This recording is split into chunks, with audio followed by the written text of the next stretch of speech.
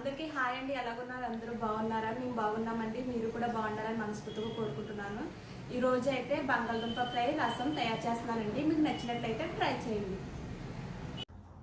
ఇవి ఉడికించిన పొటాటోస్ అండి. పసుపు వేసుకోవాలి, ఉప్పు తగినంత, ఇలా కలుపుకోవాలండి.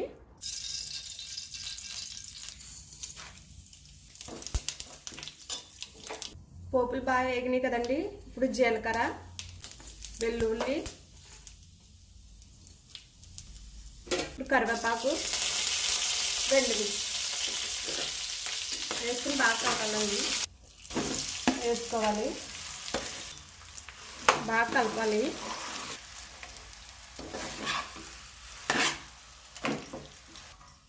ఇప్పుడు కొత్తిమీర వేసుకుందామండి.